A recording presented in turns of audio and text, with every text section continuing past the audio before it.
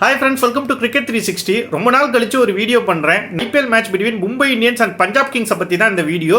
மும்பை மேனேஜ்மெண்ட்டும் பண்டியா பண்ண மிகப்பெரிய captainship blinders பத்தி தான் நம்ம இந்த வீடியோல பார்க்க போறோம். இனிமேல் தொடர்ந்து நிறைய வீடியோ போடலான்னு இருக்கேன். ஸோ மறக்காம நம்ம சேனலை சப்ஸ்கிரைப் பண்ணிக்கோங்க. ஃபர்ஸ்ட் ஆஃப் ஆல் இந்த மேட்ச் ப்ரெடிக்ஷன் பார்த்தீங்கன்னா majority of the cricket analyst fans எல்லாருமே இந்த மேட்ச் மும்பை இந்தியன் ஜெயிக்கிறதுக்கே நிறைய சான்ஸ் இருக்கிறதா தான் ப்ரெடிக்ட் பண்ணியிருந்தாங்க.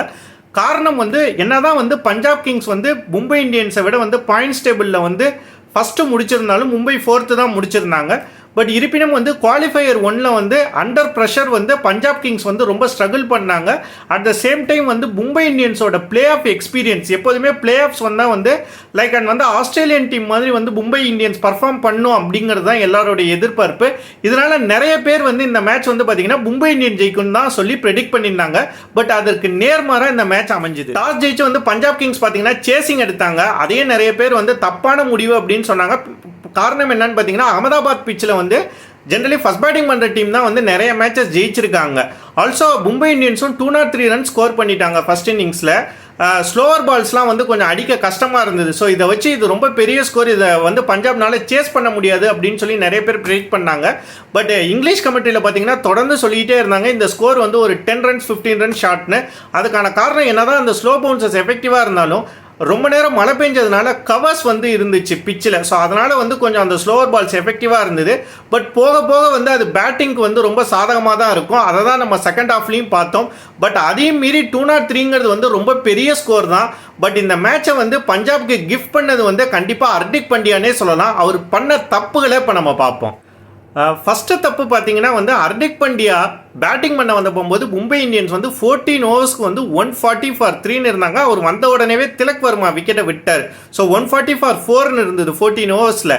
இப்போலாம் லாஸ்ட் 5-6 ஓவர்ஸ்க்கு எல்லா டீமுமே குறைஞ்சபட்சம் 10 ரன்ஸ் பர் ஓவர் அடிக்கிறாங்க. நிறைய டீம் 12-13 ரன்ஸ் பர் ஓவர் கூட அடிக்கிறாங்க. With impact player rule and இன்னைக்கு யங்ஸ்டர்ஸ்லாம் ரொம்ப ஃபியர்லெஸ் பிராண்ட் ஆஃப் கிரிக்கெட் விளையாடுறதுனால அந்த லாஸ்ட் 5 ஓவர்ஸ் எவ்வளோ மேக்ஸிமைஸ் பண்ண முடியுமோ அவ்வளோ மேக்ஸிமைஸ் பண்ணுறாங்க டீம்ஸ். பட் இங்கே தான் ஹர்திக் பாண்டியா ஆஸ் அ பேட்ஸ்மேனாக ஒரு எஸ்டாப்ளிஷ்டு ஃபினிஷராக பண்ண மொதல் தப்பு பார்த்தீங்கன்னா 13 பாலில் வெறும் 15 ரன் தான் அடிச்சுட்டு போனார். ஸோ நமந்தீர் மட்டுமே எகெயின் மும்பைக்கு ஒரு ரீசனபிள் ஸ்கோர் எடுக்க வேண்டிய ஒரு ப்ரெஷரில் தள்ளப்பட்டுட்டார். ஹர்திக் பாண்டியா ஆடின அந்த 13 பாலில் குறைஞ்சது ஒரு 25 ரன் அவர் அடிச்சிருந்தா கூட, ஒரு 22 எக்ஸ்ட்ரா ஒரு 10 ரன் அடிச்சிருந்தா கூட மும்பை இந்தியன்ஸ் ஒரு 213 215 அடிச்சிருக்கும். அது ஒரு 10 ரன்ஸ்னாலும் T20ல் அது ஒரு மிகப்பெரிய ஸ்கோராக பார்க்கப்பட்டிருக்கும். ரெண்டாவது ஒரு பவுலராக தப்பு பண்ணார். இந்த விக்கெட் அவருக்கு ரொம்ப சூட்டபுளாக இருந்திருக்கும். போட்ட ஃபர்ஸ்ட் ஓவர்லேயும் இங்கிலீஷை ஒரு ஸ்லோவர் பவுன்சரில் விக்கெட் எடுத்துட்டார். செகண்ட் ஓவரில் ஒரு 2 4 போயிடுச்சு தான். பட் இருந்தாலும் ப்ரெஷர் இல்லாமல் எகெயின் அவர் ஒரு 3வது ஓவர் போட்டிருந்தாருன்னா இந்த பிச்சை அவர் கொஞ்சம் எஃபெக்டிவாக இருந்ததுனால இன்னொரு விக்கெட் எடுத்துருக்கிறதுக்கு கூட வாய்ப்பு இருந்திருக்கு. பட் ஆனால் அவர் போடுறதுக்கே ஏன் அவ்வளோ யோசிச்சாருன்னு தெரில. இந்தியாவுக்கு லாஸ்ட் ஓவர்லாம் கூட T20 இன்டர்நேஷ்னல்ஸில் போட்டிருக்காரு, வேர்ல்டு கப்பில் கூட போட்டிருக்காரு. பட் நேற்று பிச் அவருக்கு சாதகமாக இருந்தால் அவர் பவுலிங் போடாதது அவர் பண்ண மிகப்பெரிய பிளண்டர். பேட்டிங் பவுலிங்கை விட அவரோட கேப்டன்ஷிப் தான் நேற்று மும்பை இந்தியன்ஸை ரொம்ப ஹர்ட் பண்ணிருச்சு. நேற்று மேட்ச்சில் மட்டும் இல்லை, இந்த சீசன் ஃபுல்லாகவே அவரோட கேப்டன்ஷிப் ரொம்ப பிலோ பாராக தான் இருந்தது. அதில் நேற்று ரொம்ப பெரிய பிளண்டர்ஸ் நிறையா பண்ணிக்கிட்டே இருந்தார். அதுதான் மும்பை இந்தியன்ஸை ஹர்ட் பண்ணிருச்சு. பேட்டிங் பவுலிங்கை விட அவரோட கேப்டன்ஷிப் தான் நேற்று ரொம்ப டெரிபிளாக இருந்தது. நம்ம டீம் செலெக்ஷனை கூட விட்டுருவோம். காரணம் ஒரு கேப்டன் மட்டும் ஒரு டீம் 11 முடிவு பண்ணுறது கிடையாது. கோச்சஸ் அண்ட் அதர்ஸும் அதில் நிறைய இன்வால்வ் ஆகிருப்பாங்க. ஆல்சோ தீபக் சக்கார் இன்ஜுரி ஆகிட்டாரு. கிளென்சனும் லாஸ்ட் மேட்ச் விளையாண்டாரு, இன்ஜுரி ஆகிட்டாரு. ஸோ ஒரு ஃபோர்ஸ்ட் சேஞ்ச் தான் டாப்லேயே எடுத்து விளையாண்டது. டாப்லேயே எடுத்து விளையாண்டது தப்பாகவே இருந்தாலும் வேற வழி இல்லாமல் விளையாண்டாங்க அப்படின்னு சொல்லியே நம்ம விட்டுருவோம். பட் ஆனால் அவர் பண்ண ஃபர்ஸ்ட் மிஸ்டேக் பார்த்தீங்கன்னா ஸ்னாட்னருக்கு வெறும் 2 ஓவர் தான் கொடுத்தாரு. ஒரு வேர்ல்ட் கிளாஸ் ஸ்பின்னர் அவருக்கு ஏன் 2 ஓவர் தான் கொடுத்தாருங்கிறதுக்கு காரணமே தெரியல. குஜராத் மேட்ச்லையும் வெறும் 1 ஓவர் தான் கொடுத்தாரு. அந்த மேட்ச்சில் கூட டியூ ஃபேக்டர் கொஞ்சம் நிறைய இருந்துச்சு. ப்ளஸ் அந்த மேட்ச் மும்பை இந்தியன் ஜெயிச்சிட்டாங்க. ஸோ அதனால அவர் தப்பிச்சிட்டாரு. பட் நேற்று மேட்ச்சில் ஸ்னாட்னர் கொஞ்சம் எக்கனாமிக்கலி போடாமல் இருந்திருந்தா கூட பரவாயில்ல. 2 ஓவருக்கு வெறும் 15 ரன் தான் கொடுத்துருந்தாரு. பட் ஏன் அவரை போடலேங்கிறது தெரில. இந்த கைண்ட் ஆஃப் தியரி, அதாவது ஒரு லெஃப்ட் ஆர்ம் பேட்ஸ்மேன் ஆனா லெஃப்ட் ஆர்ம் ஸ்பின்னர் போட மாட்டோங்கிறதும் ஒரு லெக் ஸ்பின்னரை போட மாட்டோம் அப்படின்னு சொல்கிறதும் ஒரு மித்து தான். அது ஒரு ஃபெயில்டு தியரின்னு தான் நான் சொல்லுவேன். ஏன்னா திலக் வர்மா விளையாட போகும்போதே பார்த்தீங்கன்னா வந்து பஞ்சாப்ல வந்து சஹால் போட்டுட்டு தான் இருந்தார், அவர் நல்லாவும் போட்டுட்டு தான் இருந்தார். ஸ்னாட்னர் வந்து இந்த சீசனில் நிறைய மேட்ச் வந்து மும்பைக்கு வந்து ஒரு மேட்ச் வினிங் ஸ்பெல்ஸ் போட்டிருக்காரு. பும்ராவுக்கு அடுத்தது வந்து பார்த்தீங்கன்னா மும்பை இந்தியன்ஸில் இந்த சீசனோட பெஸ்ட் பவுலர் வந்து போல்ட்டை விட ஸ்னாட்னர் அப்படின்னு தான் சொல்ல முடியும். ஸோ ஸ்னாட்னருக்கு ஏன் அவர் வந்து 2 ஓவர் தாண்டி கொடுக்கல அப்படிங்கிறது வந்து ஒரு மிகப்பெரிய பிளண்டர். செகண்ட் மிஸ்டேக் பார்த்தீங்கன்னா வந்து டாப்லேயே டீமில் எடுத்ததை விட வந்து 13th ஓவர் கொடுத்தது வந்து ஒரு மிகப்பெரிய பிளண்டர். ஒரு 3 ஓவர்ஸ் வந்து மொமெண்டம் வந்து மும்பை இந்தியன்ஸ் கிட்ட இருந்தது. ஸ்னாட்னர் நல்லா போட்டுட்டு இருந்தாரு, அஸ்வானி குமார் போட்டு ஒரு விக்கெட் எடுத்திருந்தாரு, பும்ரா வந்து கொஞ்சம் ரன்ஸை கண்டெயின் பண்ணி கொடுத்துருந்தாங்க. ஒரு 3 பேக் டு பேக் ஓவர்ஸ் வந்து மும்பைக்கு சாதகமாக இருந்த போகும்போது அந்த மொமெண்டமை ஷிஃப்ட் பண்ணுற மாதிரி வந்து டாப்லி ஓவரை வந்து அமைஞ்சுது. ஜெயவர்தனே கூட அந்த இன்புட் கொடுத்ததா வந்து நான் நிறையா பார்த்தேன். அஃப்கோர்ஸ் டிவிலையும் வந்து ஜெயவர்தனை ஏதோ சிக்னல் கொடுத்துட்டு இருந்தார். பட் ஸ்டில் அது ஜெயவர்தனை எடுத்த முடிவாக இருந்தாலும் சரி, பண்டியா எடுத்த முடிவாக இருந்தாலும் சரி, அது ஒரு மிகப்பெரிய பிளண்டராக போயிடுச்சு வந்து மும்பை இந்தியன்ஸுக்கு. அந்த ஓவர் தான் வந்து கம்ப்ளீட்டாக வந்து மேட்சோட மொமெண்டமையே ஷிஃப்ட் பண்ணிச்சு. ஒருவேளை அந்த ஓவர் வந்து அவங்களுக்கு ஸ்னாட்னர் கொடுக்கக்கூடாதுன்னு நினச்சிருந்தா கூட அஸ்வானி குமார் வந்து அதுக்கு முந்தின ஓவர் நல்லா போட்டுட்டு இருந்தார். ஸோ அவருக்கே அந்த 3rd ஓவரை கொடுத்து கூட ட்ரை பண்ணியிருக்கலாம். பட் மொத்தமாக வந்து கேம் திரும்பினதுக்கு அந்த டாப்லி ஓவர் ஒரு காரணமாக அமைஞ்சிருக்கு. 3rd எகைன் அவர் பண்ண இன்னொரு பிளண்டர் 19th ஓவர் வந்து அஸ்வானி குமாரை வந்து இங்கே நம்ம ப்ளேம் பண்ண முடியாது. 3 ஓவர் நல்லா தான் போட்டார். நெஹல் வத்ரா விக்கெட்டையும் வந்து அவர் எகைன் வந்து எடுத்திருந்தார். அந்த 19th ஓவர் வந்து 2 overs 23 ரன்ஸ் எடுக்கணும் பார்த்தீங்கன்னா வந்து பஞ்சாப் அந்த டைம்லேயே வந்து மும்பை கிவ் அப் பண்ணிருச்சு அப்படின்னு சொல்லி தான் நான் நம்புகிறேன். ஸோ அந்த மேட்ச் நம்ம ஜெயிக்க மாட்டோம் அப்படின்னு சொல்லி மும்பை நினச்சிருந்தா ஹார்திக் பாண்டியா ஆஸ் அ கேப்டனாக நான் வந்து லீட் ஃப்ரம் த ஃப்ரண்ட் வந்து நானே வந்து போடுறேன். எப்படின்னு ஒருவேளை மேட்ச் ட்ராக் ஆயிருந்ததுன்னா 20th ஓவர் ஒரு பவுலர் போட்டிருக்கணும். அதை பண்டியா தான் மோஸ்ட்லி போட்டிருப்பாருன்னு நினைக்கிறேன். இல்லை டாப்லி கொடுத்துருப்பாங்களான்னு தெரில. ஒருவேளை இந்த 19th ஓவர் நான் ஒரு கேப்டனாக நான் ரெஸ்பான்சிபிலிட்டி எடுத்துக்கிறேன்னு சொல்லி அவரே வந்து போட்டிருக்கலாம்.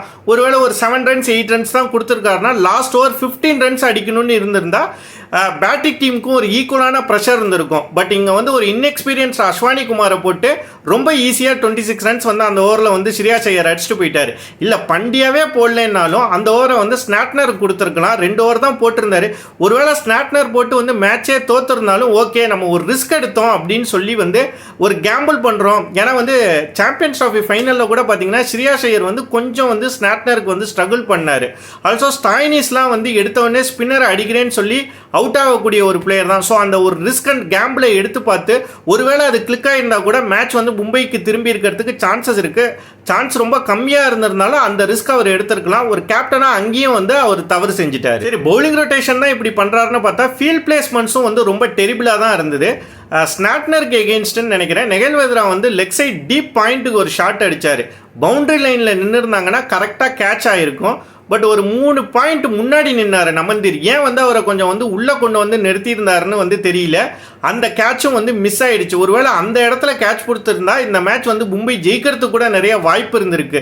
ஸோ இந்த சீசன் ஃபுல்லாகவே பார்த்தீங்கன்னா அவருடைய ஃபீல்ட் பிளேஸ்மெண்ட்டாக இருக்கட்டும், பவுலிங் ரொட்டேஷனாக இருக்கட்டும் ரொம்ப டெரிபிளாக தான் இருந்தது. நிறைய மேட்ச் எப்படியோ இண்டிவிஜுவல் பிரில்லியன்ஸ்னால வந்து ஸ்பெஷலி வந்து பவுலிங்கில் பும்ரா வச்சு தப்பிச்சிட்டே வந்தாங்க. நேற்று பும்ரா ஒரு விக்கெட் கூட எடுக்கலன்னு போகும்போது வந்து ஹார்திக் பாண்டியாவோட கேப்டன்ஷிப் வந்து ரொம்ப டெரிபிளாக எக்ஸ்போஸ் ஆகிடுச்சு. ஓகே, ஹார்திக் பாண்டியா உள்ளே வந்ததுலேருந்தே மும்பை இந்தியன் ஃபேன்ஸ் நிறைய பேத்துக்கு வந்து அந்த டிசிஷன் பிடிக்கல. மெயினாக அவரை கேப்டன் ஆக்குனது காரணம் வந்து மும்பை இந்தியன்ஸ் வந்து ஐபிஎல் 5 டைட்டில் ஜெயிச்சிருக்காங்க. இந்த 5 டைம்ஸுமே வந்து அவங்களோட கேப்டனாக இருந்தவர் வந்து பார்த்தீங்கன்னா ரோஹித் சர்மா தான். அந்த அளவுக்கு நல்லா பண்ண ஒரு கேப்டனை விட்டுட்டு வந்து இன்னொரு டீமுக்கு போயிட்டு எகெயின் வந்த பண்டியாவுக்கு வந்து கேப்டன்ஷிப் கொடுத்தது வந்து நிறைய ஃபேன்ஸுக்கு வந்து பிடிக்கல. அதையும் மீறி சில ஃபேன்ஸ் வந்து சப்போர்ட் பண்ணிட்டு தான் இருக்காங்க Mumbai Indians like me. Because ஒரு டீம் தான் முக்கியம் அப்படிங்க போகும்போது ஒரு கேப்டன்ஷிப் டிமாண்ட் பண்ணி வாங்குறவர் வந்து ஒரு கேப்டனாக வந்து நல்லா இன்னும் பண்ணணும். ஒரு கேப்டனாக லீடிங் ஃப்ரம் த ஃப்ரண்ட் பேட்டிங்காக இருக்கட்டும், பவுலிங்காக இருக்கட்டும், ஒரு கேப்டன்ஷிப்பாக இருக்கட்டும் இன்னும் நல்லா எடுத்து பண்ணும். பட் அதை பண்டியா பண்ணுறாரான்னு பார்த்தீங்கன்னா வந்து கண்டிப்பாக இல்லை. ஒரு பிளேயரை இன்னும் வந்து அவர் எந்த ஒரு டீமுக்குமே ஒரு பெரிய அசட்டு தான், அதில் எந்த டவுட்டுமே கிடையாது. பட் அவர் ஒரு கேப்டன் மெட்டீரியலான்னு கேட்டால் என்னை பொறுத்த வரைக்கும் இல்லை தான். ஏன்னா இதே டீமை வந்து நீங்கள் வந்து ரோஹித் சர்மா கிட்டேயோ இல்லை ஏன் சூரியகுமார் யாதவ் கிட்ட கொடுத்துருந்தா கூட வந்து நிச்சயம் வந்து மும்பை வந்து ஜெயிச்சிருக்கும். அந்த அளவுக்கு வந்து ஒரு ஸ்ட்ராங்கான ஸ்குவாடை வந்து இந்த தடவை வந்து பண்டியாவுக்கு கொடுத்துருக்காங்க. பட் அதையும் மீறி வந்து அவர் வந்து சொதப்பியிருக்காரு. ஒரு பேட்டிங் சொதப்பலை கூட நம்ம ஒரு கேப்டன் மேலே வந்து போட முடியாது, அதை ஒரு இண்டிவிஜுவல் மேலே தான் போட முடியும். பட் ஆனால் பவுலிங் ரொட்டேஷன்லாம் கண்டிப்பாக வந்து ஒரு கேப்டனை தான் ப்ளேம் பண்ண முடியும். ஸ்னாட்னர் மாதிரியான ஒரு வேர்ல்ட் கிளாஸ் ஸ்பின்னரை எவ்ரி மேட்ச் வந்து 4 ஓவர் போடக்கூடிய ஒரு பவுலரை 2 பிளே ஆஃப் மேட்ச் சேர்த்தே வந்து இவர் 3 ஓவர் தான் கொடுத்துருக்காரு. இதை விட வந்து இவரோட கேப்டன்ஷிப்பை வந்து பிளேம் பண்ணுறதுக்கு வேற ரீசனே தேவையே கிடையாது. ஒரு second best bowler of the டீமை வந்து இந்த அளவுக்கு அண்டர் யூட்டிலைஸ் பண்ணியிருக்காருன்னா இவர் என்ன மாதிரியான தாட் ப்ராசஸில் இருக்காருங்கிறதே தெரியல. ஸோ மேனேஜ்மெண்ட்டை தான் வந்து இதுக்கு முற்றிலுமாக ப்ளேம் பண்ணணும். ஏன்னா வந்து ஒரு 3 சீசன் வந்து மும்பை ஜெயிக்கலன்னு ஒன்னே வந்து இவரை கூட்டிகிட்டு வந்தாங்க. இப்போ இவரை கூட்டிகிட்டு வந்து 2 சீசன் ஜெயிக்கல. ஸோ நெக்ஸ்ட் என்ன பண்ணுவாங்க, யாரை கேப்டனாக போடுவாங்க, இல்லை இவரையே கண்டினியூ பண்ணுவாங்களா அப்படிங்கிறது வந்து நம்ம பொறுத்திருந்து தான் பார்க்கணும். ஓகே, ஒருவேளை மும்பை மேனேஜ்மெண்ட் வந்து எகைன் ஹர்திக் பாண்டியாவே வந்து கேப்டனாக கண்டினியூ பண்ணுறாங்க அப்படின்னு ஒரு முடிவு எடுத்தால் நிச்சயம் வந்து அது ஒரு தவறான முடிவாக தான் இருக்கும். ஏன்னா இந்த 2 சீசன்லையுமே அவரோட கேப்டன்ஷிப் வந்து ரொம்ப இம்ப்ரெசிவாக இல்லை. இந்த சீசன் வந்து என்னதான் மும்பை இந்தியன்ஸ் நல்லா விளையாண்டிருந்தாலுமே அவரோட கேப்டன்ஷிப் பிளண்டர்ஸ்னால தான் ஒரு குரூஷியலான மேட்சை வந்து மும்பை தோத்துட்டு வந்து எக்ஸிட் ஆகுறாங்க.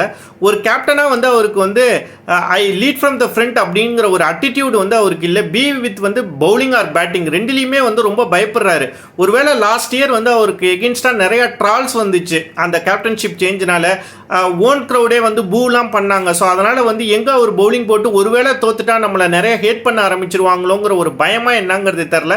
பட் அந்த ஃபியர் இருந்ததுன்னா அவருக்கு வந்து நிச்சயம் வந்து ஒரு சக்ஸஸ்ஃபுல் கேப்டனாக வந்து அவரால் இருக்கவே முடியாது. என்னை பொறுத்த வரைக்கும் ஒரு ஃபியர்லெஸ் கேப்டனும் ஒரு ரிஸ்க் டேக்கரும் தான் வந்து T20 வந்து ஒரு சக்ஸஸ்ஃபுல் கேப்டனாக இருக்க முடியும்.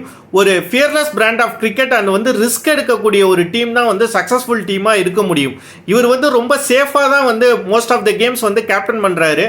பும்ரா வச்சே நிறைய மேட்ச் வந்து தப்பிச்சுக்கிறாரு. அதே மாதிரி பேட்டிங்லேயும் வந்து பார்த்திங்கன்னா சூரியகுமார் யாதவ் வச்சே நிறைய மேட்ச் தப்பிச்சுக்கிட்டு வராரு. ஒரு கேப்டனாக வந்து இவர் வந்து இல்லை நான் ஒரு குரூஷியலான பாயிண்டில் வந்து நான் ஒரு மேட்ச் ஜெயிச்சு தரேன்னு சொல்லி எதர் பேட்டிங்லேயோ இல்லை பவுலிங்லேயோ இவர் செஞ்சுருக்கணும். அதே மாதிரி குஜராத் டைட்டன்ஸோட ஒரு மேட்ச் வந்து லாஸ்ட் ஓவர் வந்து 15 ரன்ஸ் தேவைங்க போகும்போது தீபக் சக்காருக்கு கொடுத்தாரு. தீபக் சக்கார் வந்து பார்த்தீங்கன்னா ஒரு பெரிய டெத் பவுலர்லாம் கிடையவே கிடையாது. லாஸ்ட் ஃபியூ ஓவர்ஸில் வந்து அவர் எப்போதுமே வந்து ரொம்ப ரன்ஸ் கொடுக்கக்கூடிய ஒரு பவுலர் தான். பட் இவர் வந்து நிறைய வந்து ஸ்லாக் ஓவர்ஸ் போடக்கூடிய ஒரு பவுலர் பண்டியா. ஸோ அந்த ஓவர் கூட இவர் போட்டிருக்கலாம். பட் இவர் நிறைய பயப்படுறாரு. ஸோ வந்து ஒரு ஃபியர் உள்ள ஒரு கேப்டன்னால வந்து நிச்சயம் சக்சீட் ஆகவே முடியாது. ஸோ இந்த அட்டிடியூடோட அவர் இருந்தார்னா அவர் கேப்டனாக கண்டினியூ பண்ணாலும் நிச்சயம் வந்து மும்பை இந்தியன் ஜெயிக்கிறதுக்கு வந்து சான்சஸ் ரொம்ப கம்மி. ஓகே, அப்போ எகைன் ரோஹித் சர்மா கிட்ட வந்து கேப்டன்ஷிப் கொடுப்பாங்களா அப்படின்னு சொல்லி யோசிச்சா எனக்கு தெரிஞ்சு அதுக்கான சான்சஸ் ரொம்ப கம்மி தான். பிகாஸ் நெக்ஸ்ட் இயர் ஐபிஎல்ல வந்து அவருக்கு 38 இயர்ஸ் ஆயிருக்கும். ஒருவேளை அதுவே அவருக்கு லாஸ்ட் ஐபிஎல்லாக இருக்கலாம், இல்லை அதை தாண்டி இன்னொரு ஐபிஎல் விளையாடுறாரா இல்லையாங்கிறது வந்து அது ரோஹித்தோட முடிவு தான். பட் ஃபியூச்சரை கன்சிடர் பண்ண போகும்போது ஆல்ரெடி பண்டியாவுக்கு அவங்க கேப்டன்ஷிப் கொடுத்ததே வந்து ஃபியூச்சரை கன்சிடர் பண்ணி தான். ஸோ அப்படி இருக்க போகும்போது எகைன் ரோஹித் சர்மாவுக்கு வந்து கேப்டன்ஷிப் கொடுக்கறது வந்து ரொம்ப சான்ஸ் கம்மியாக தான் நான் பார்க்குறேன். ஸோ அவங்களோட சாய்ஸ் வந்து கண்டிப்பாக வந்து சூரியகுமார் யாதவாக தான் இருக்கும். நிச்சயம் அவருக்கு கேப்டனாக கொடுத்தா ஒரு 4 இயர்ஸ் ஆர் 5 இயர்ஸ் வந்து அவர் மேக்ஸிமம் கேப்டன் பண்ணுறதுக்கு வந்து நிறைய வாய்ப்புகள் இருக்குது. இல்லை வந்து அவங்க பும்ராவை கூட வந்து கேப்டன்ஷிப் ஆப்ஷனாக வந்து யோசிக்கலாம். இல்லை பண்டியாவையே எகைன் போடுறாங்கன்னா நிச்சயம் வந்து அவர் வந்து கொஞ்சம் இந்த ஃபியரெல்லாம் விட்டுட்டு அவரோட அட்டிடியூட்லாம் சேஞ்ச் பண்ணால் மட்டும்தான் வந்து மும்பைனால எகைன் சக்ஸஸ்ஃபுல் டீம் ஆக முடியுமோ ஒழிய இதே அட்டிடியூடோடு அவர் இருந்தார்னா நிச்சயம் வந்து எத்தனை சீசன் அவர் கேப்டனாக இருந்தாலும் அந்த சீசன் எல்லாமே வந்து மும்பை ஜெயிக்கிறதுக்கு வந்து ரொம்ப கஷ்டமான ஒரு டாஸ்காக தான் நான் பார்க்குறேன். ஓகே, நீங்கள் ஒருவேளை மும்பை இந்தியன் ஃபேனாக இருந்தாவோ இல்லை ஒரு கிரிக்கெட் ஃபேனாக இருந்தாவோ மும்பை இந்தியன்ஸ் கேப்டனா ஹர்திக் பாண்டியாவே கண்டினியூ பண்ணணும்னு நினைக்கிறீங்களா, இல்லை எகைன் ரோஹித் சர்மாவுக்கு கேப்டன்ஷிப் கொடுக்கணும்னு நினைக்கிறீங்களா, இல்லை சூரியகுமார் பும்ரா மாதிரி வேற ஒரு கேப்டனை போடணும்னு நினைக்கிறீங்களாங்கிறத மறக்காம கமெண்ட் செக்ஷனில் கமெண்ட் பண்ணுங்க. இந்த வீடியோ பிடிச்சிருந்தா மறக்காம லைக் பண்ணுங்க, ஷேர் பண்ணுங்க, கமெண்ட் பண்ணுங்க. நம்ம சேனலை சப்ஸ்கிரைப் பண்ணுங்க. தேங்க்ஸ் ஃபார் வாட்சிங்.